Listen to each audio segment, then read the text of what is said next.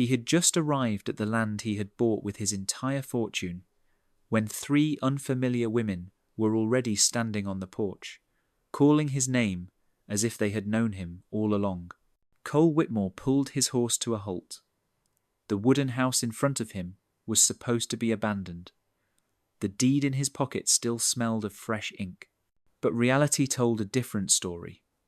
3 imposing figures stood blocking the entrance, their cold eyes sizing him up like an intruder. The woman in the middle, tall and broad-shouldered enough to lift a timber log, stepped down a stair. A thin smile curved her lips, though it never reached her steely grey eyes. Her voice rang out like a command. "You are Cole Whitmore."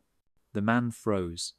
They had spoken his name, his exact name here, in this desolate place, though he had never laid eyes on them before. How could they know? Cole slowly drew out the deed, the red seal still gleaming. "There must be some mistake," he said, forcing calm into his tone. "I am the rightful owner of this land. I have the papers to prove it." But the woman only smiled wider, a smile that sent a chill crawling up his neck. "We are not mistaken at all. In fact, we have been waiting for you." The other 2 shifted slightly on the porch, whether by chance or design, narrowing the circle around him. One had her black hair tied neatly back, her posture firm and soldier-like. The other, with a mane of red hair that blazed in the setting sun, freckles across sun-darkened shoulders, watched him with the focused hunger of a predator choosing its prey. The silence grew heavy, broken only by the restless snort of his horse. Cole tightened his hand around the grip of his gun, not to threaten, but to remind himself he still had a way out. He had ridden 3 days to find peace, but what awaited him here seemed more like a snare, waiting to spring. If you find this story gripping, do not forget to like and subscribe to catch the next videos. Cole tilted his head slightly, his voice hoarse with caution. "Who are you, and what are you doing here?" The dark-haired woman, tall as he was, shoulders squared, eyes sharp as a blade, took a measured half-step to the side. "We have been here a long time, keeping this land alive, keeping it warm." The way she lingered on that last word sent a shiver down his spine. The red-haired woman let out a low laugh, one with no hint of amusement. "Your predecessor made an arrangement with us, and that arrangement does not vanish just because of a piece of paper." Cole frowned, his palm pressing harder against the deed. "What arrangement?" "I paid fair and legal money. This land belongs to me." The woman in the middle, the one who had led the exchange from the beginning, suddenly lowered her voice. The smile was gone. What remained was a cold, unyielding certainty. "No, Cole, this is business, and business has its own laws. Mason Vance owed us more than you realize. When he could not uphold his end, he left one condition: the new owner must continue." The name struck like thunder. Cole's breath caught. Mason Vance, that was indeed the man who had sold him this land, but in the documents he had signed only as M. Vane. Cole's stomach clenched tight. The red-haired woman stepped up one stair higher, eyes narrowing like a hunter about to strike. "Mason promised he would remain here, working with us, and more than that. When he could not, he signed the deed over. The next owner, that means you must honour his word." The air grew dense. For the first time, Cole's heart pounded not from exhaustion after the journey, but from fear. He stepped back half a pace, though the 3 women did not advance. They did not need to. The certainty in their eyes said enough. This was no chance encounter. This was a trap, set long before he arrived. Cole's fist clenched, his voice hardening into a growl. "No one has the right to make promises for me. You have chosen the wrong man to toy with." But deep within the gaze of the 3 women, there was not the faintest flicker of jest. Only a stark and chilling truth. They were certain that Cole had not come here to claim his land, but to fulfill a covenant left unfinished. The air seemed to freeze after their words. Cole stood motionless, hearing only the wind whistling across the porch and the faint whinny of his horse behind him. He clenched the deed so tightly, the paper crumpled in his fist. "You just said Mason Vance?" His voice came out rough with suspicion. "He introduced himself to me under another name. He sold me this land and disappeared." The red-haired woman, her eyes burning, as her lips curved into a sharp smile, nodded firmly. "We know. Mason changed names like changing coats. But here he could not hide. He ate at this table, slept in that room, and made us many promises before he turned his back." Cole felt the ground tilt beneath his boots. The man who had taken his money was not just some nameless land dealer. He had lived here. He had built something. Cole was now forced to confront. The dark-haired woman stepped forward, the strike of her boots on the wood like hammer blows. "My name is June," she said, her voice low and steady. Then she nodded towards the redhead. "This is May."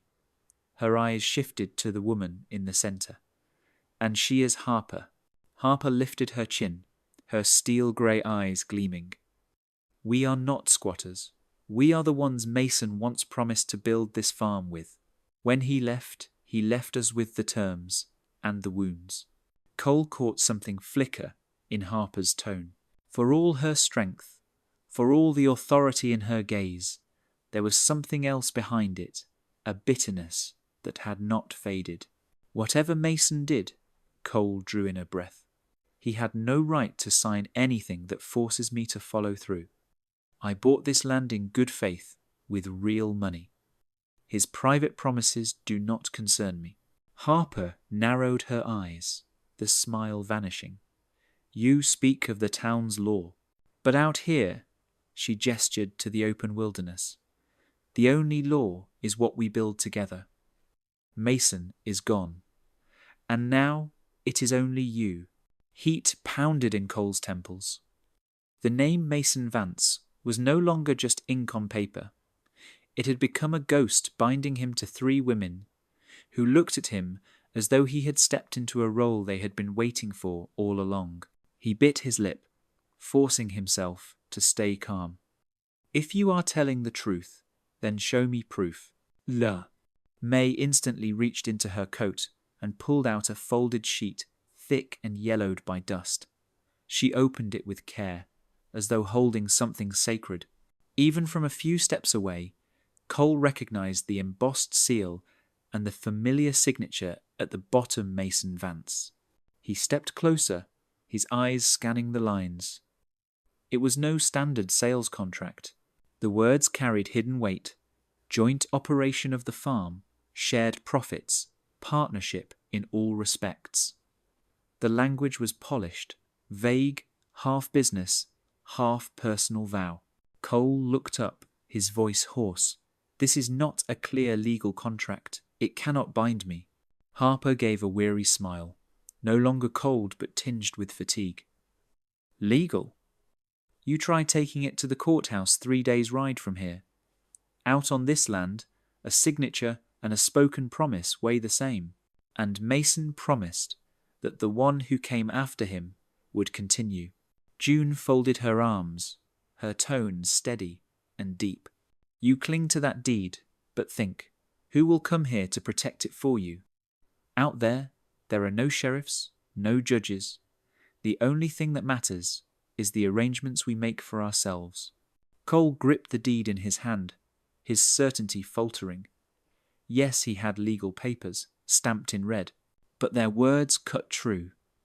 3 days' ride through wilderness. Who would hear him if he cried out? He looked again at the contract. Its language might not legally bind, yet it placed before him a heavier question. Could he ignore the labour, the sweat, and the hope they had poured into this land, simply to chase his own fresh start? Harper met his eyes, and the grey there softened, showing a crack in her steel. "We do not need a master. We need someone who will truly stand beside us. Mason promised, but he betrayed. The question is, will you continue, or will you abandon us too? Cole's heart pounded wildly. This was no longer a dispute over land. It was a clash between the official law he believed in and the survival law they had forged. You want proof? Harper's voice dropped low. Then she gave a small nod to June. Show him. June strode down the porch with the sure steps of someone who knew every inch of the soil. She gestured for Cole to follow, and after a moment's hesitation, he led his horse down the slope. Harper and May followed close behind, not so near as to crowd him, but close enough to remind him he was being watched. The dirt path opened onto a field, and what Cole saw left him stunned. He had believed this land to be untouched, waiting to be tamed. Instead, an irrigation system cut in clean lines across the grassland. Water flowed steady and bright under the late sun, drawn from a stream high in the mountains. June stopped beside a channel, pointing at the wooden stakes aligned in rows. We measured every slope, every angle of flow. No machines, just rope, stakes, and our hands. Every yard of soil was planned, so no water would be lost to sand. Cole crouched, dipping his fingers into the cool stream. He could not deny it. This was no work of careless squatters. This was the work of minds with system, skill, and vision. They moved on to the pasture. Calves lay fat and sleek in the shade, their coats shining. A small chicken coop stood tidy, hens clucking as they laid fresh eggs. May unlatched the gate, her pride mixed with caution. We have built ties with 3 trading posts. Each season has a schedule. Profits are not only steady, they are growing. Her tone was precise, matter of fact, like reading a report. Cole listened, surprised at how she spoke of margins, harvests, even transport routes. It was the language of someone who knew business. Harper stopped at the far end of the field, wind sweeping through the green. Do you see now, Cole? This is not a dream. This is sweat, blood, and years we have poured into it. Mason took his share and left us behind. We will not let that happen again. Cole was silent. Everything before his eyes shattered his first image of barren land, waiting to be worked. Instead, he stood in the midst of an operation already strong, stronger than many farms he had heard of. Part of him longed to speak his admiration, but another part warned. The more he admired, the harder it would be to walk away from their arrangement. June turned to him, her voice gentler. You see, we do not need an outsider to seize. We need a partner who values what is here. Cole clenched his jaw. The images struck hard, water rushing through channels, healthy herds, trade agreements. These women were not only physically strong, they had the knowledge and the will to build a legacy.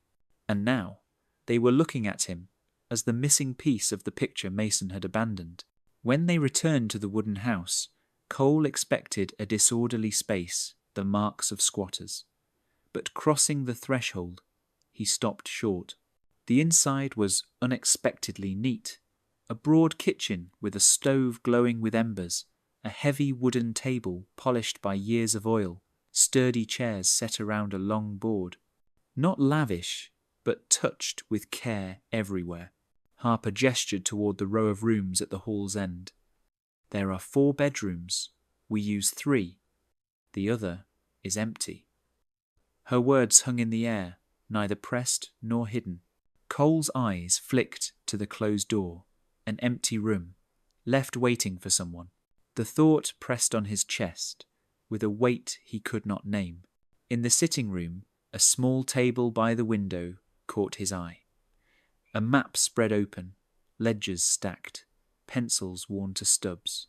Numbers filled the pages in careful script, proof these women not only laboured but planned. June invited him to sit, her tone calm and even. We do not demand your answer today. This is a decision too large. We only ask you to consider, will you be another who abandons or someone who builds with us? Cole sat, his hand brushing the smooth wood of the table. His mind flashed to the last 3 days, cold nights under the stars, meals dry and hurried. And here was rhythm, warmth, a sense of home. Even in the way Harper rested her hand on a chair, the way June poured water into a clay cup, the way May stood watchful at the door, it all spoke of something more than a house. This was a home. He drew a long breath. The papers in his pocket felt heavier than stone. He had the right to demand they leave.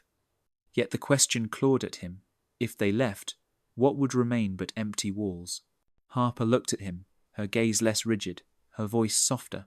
We do not need you to be Mason. In truth, the more unlike him, the better. But you could be what he never dared to be, a true partner.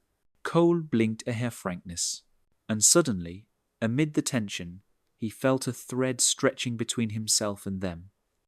Not strong enough to decide, but strong enough to make him hesitate. He set the deed down on the table, raising his head. If we are speaking of partnership, then I need to know exactly what I am partnering with. I need to see everything. For a heartbeat, Harper, June, and May exchanged a glance. Then, together, they nodded. Harper smiled, and this time, the smile touched her eyes. Then you will see. But once you see, Cole, it will not be easy to turn away. Cole swallowed hard, his pulse racing. He knew he had just crossed an invisible threshold, one that did not only divide the house, but his life before and his life after this moment. He expected the wooden house to be a mess, stamped with the makeshift traces of squatters, but the moment he crossed the threshold, he stopped short. The inside was surprisingly orderly, a wide kitchen with a stove glowing with embers, a thick wooden table polished by years of oil, and sturdy chairs set around a long board. It was not lavish, but everywhere bore the mark of careful hands. Harper pointed to the row of rooms at the end of the hall. There are 4 bedrooms. We use 3. The other is empty. The sentence trailed off, neither pushing nor hiding. Cole glanced at the closed door. An empty room, kept for someone. The thought pressed on his chest in a way he could not quite name. In the sitting room, he noticed a small table by the window, a map spread across it, several ledgers lying open, and a few pencils worn to stubs. Columns of numbers filled the pages in neat script, proof that these 3 women not only laboured, but planned. June invited him to sit. Her voice remained even and unhurried. We are not asking for your answer tonight. This is a big decision. We only ask you to consider whether you will be another who turns away or someone who helps build something better. Cole sat, his hand gliding over the smooth grain of the table. Unbidden, the last 3 days returned to him. Nights sleeping under a knife, cold sky, meals dry and hurried. But here, everything had rhythm, had warmth. Even the way Harper rested her hand on the back of a chair, the way June poured water into a clay cup, the way May stood with arms folded at the door, as if keeping watch each small gesture said this was more than a house. This was a home. He drew a deep breath. The papers in his pocket weighed heavy. He had the right to order them out. But the question that crept into his mind was this. If they left, what would remain here besides 4 empty walls? Harper looked at him, the tension easing from her eyes, her voice gentler. We do not need you to be Mason. In fact, the less like him, the better. But you could be what he never dared to be, a true partner. Her bluntness surprised him. Suddenly, in the tight air, he felt a slender thread stretch between them. Not enough to decide, but enough to make him hesitate. He set the deed on the table and lifted his gaze. If we are talking about partnership, I need to understand exactly what I would be partnering with. I need to see everything. Harper, June, and May exchanged a brief look, then nodded as one. Harper allowed herself a small smile, and this time it reached her eyes. Then you will see. But once you do, Cole, it will not be easy to turn away. Cole swallowed, his heart pounding. He knew he had stepped across an invisible threshold. It did not only divide the house, it split his life into a before and an after. Evening slid toward night. The stove burned bright, and the smell of beef stew mingled with the scent of cornbread drifting through the house. Cole sat at the long table, and for the first time since he had arrived, he felt his hand loosen from the grip of his gun. Harper carved the meat, June set out the bread, May poured water into the clay cups. They moved around one another with ease, as if they had kept this rhythm for years. In that moment, Cole felt as though he had been allowed into a strange kind of family. The talk over supper reinforced it. June told of the day a storm nearly burst the irrigation channel. May spoke of a tight-fisted trader she had forced to meet her price, and Harper slipped in a gentle joke that sent a ripple of laughter around the table. Cole realized they were nothing like trespassers or threats. They were three women who had poured everything they had into keeping this land alive. He let himself eat, savouring tender beef that fell apart on his tongue. For the first time in days, his stomach filled with something other than worry. But just as the meal seemed to bring a measure of peace, Harper laid the knife on the table and spoke in a lower voice. There is something you should know.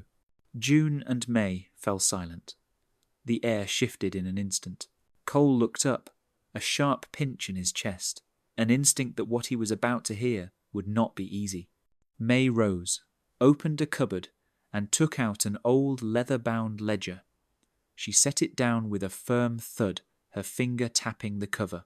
Mason did not just run off with your money. He left debts in our names.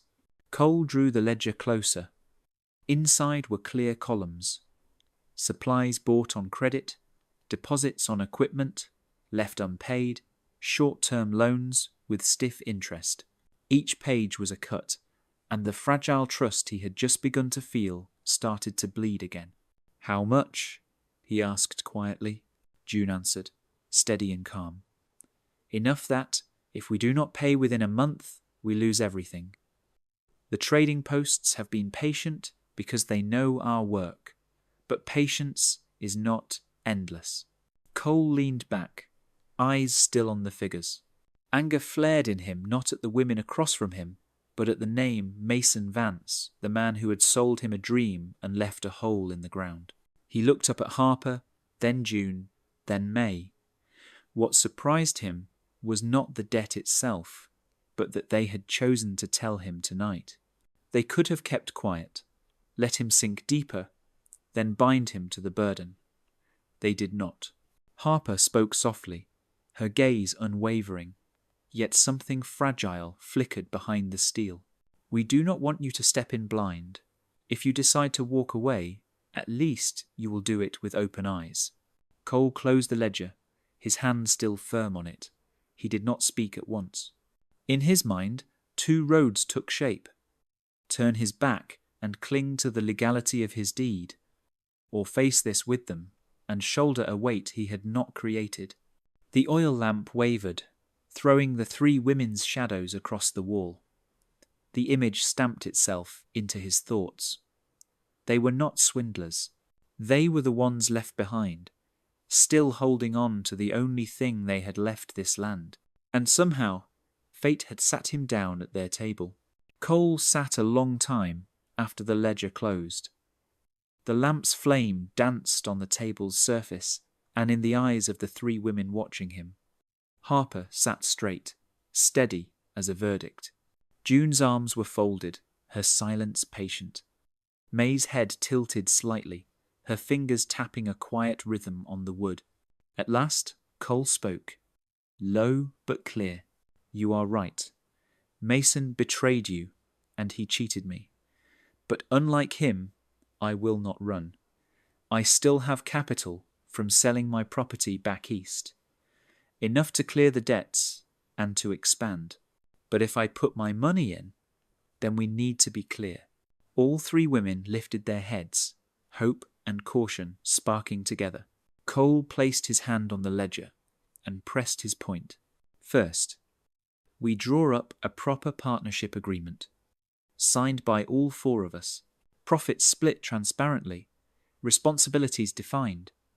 No more of one person walking away and leaving the others with the burden. Harper blinked, then nodded slowly. Go on.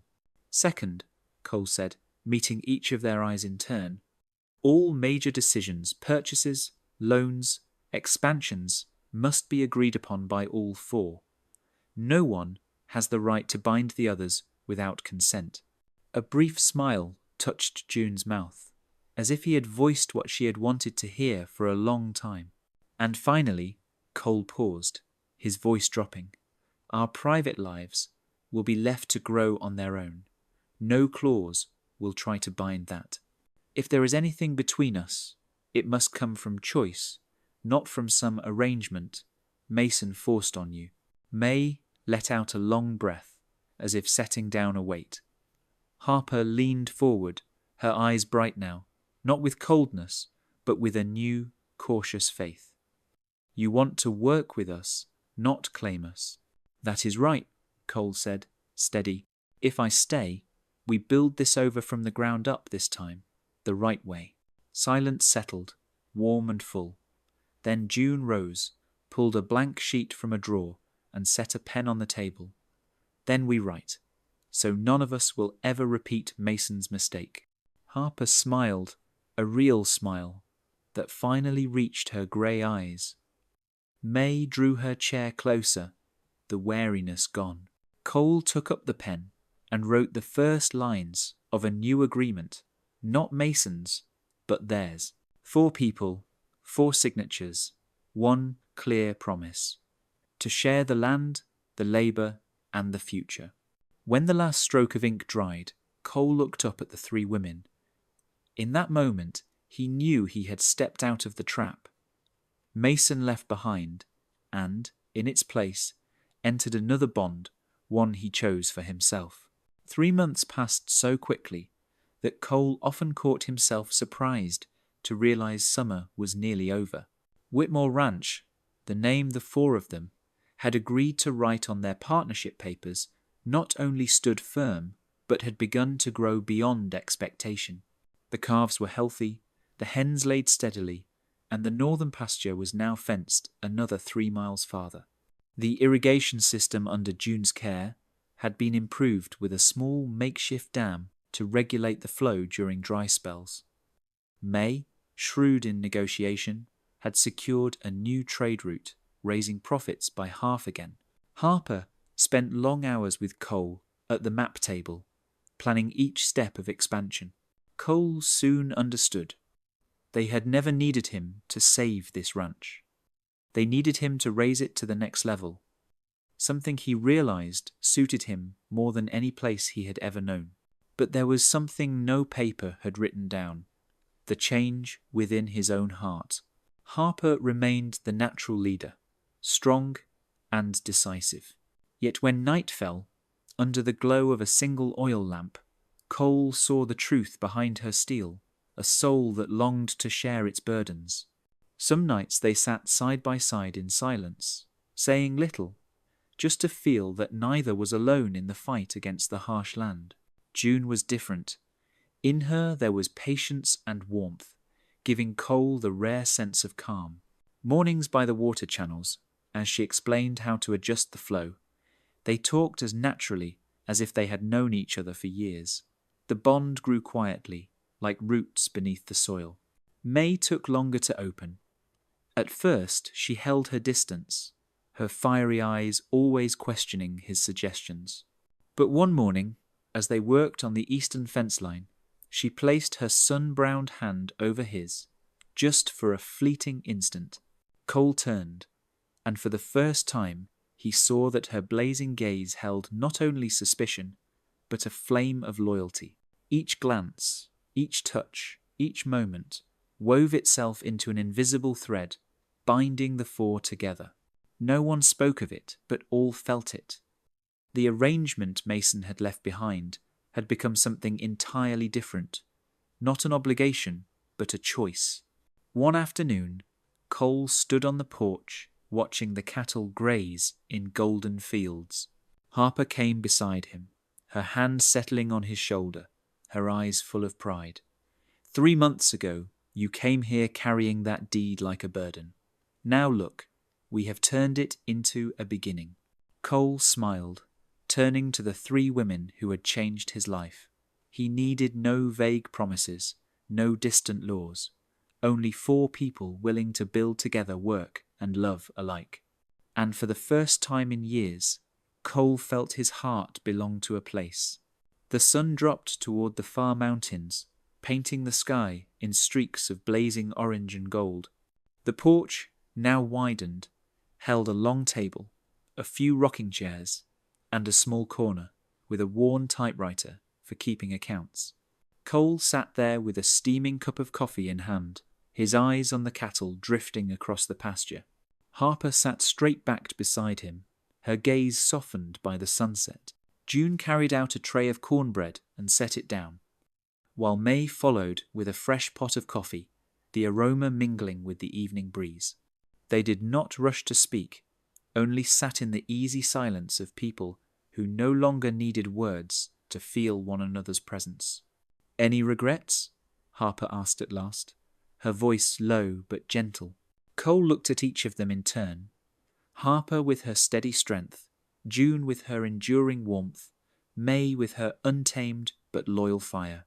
3 women who had turned his deed from a weight into a part of his family. He smiled, sipping his coffee before answering. "Yes, I regret that it took Mason Vance's betrayal for me to find you. I wish we had begun sooner." For a moment, laughter broke from all 3, ringing out across the fields and drifting into the last light of day. It was laughter free of tension, free of doubt, only unity, and the feeling of having found the place where they belonged. Cole leaned back in his chair, watching the sun fade. He knew the road ahead would not be easy. Uncertain harvests, harsh markets, and the skeptical eyes of a society that might never accept such an unusual family. But in this moment, none of it mattered, because they had chosen each other. And on this land, where official law seldom reached, they had written a law of their own, to work fairly, to build a home, and to share both the labour and the love. In that choice, Cole found what he had wandered so long to seek, a place to call home. If you find this story gripping, do not forget to like and subscribe to see the next videos.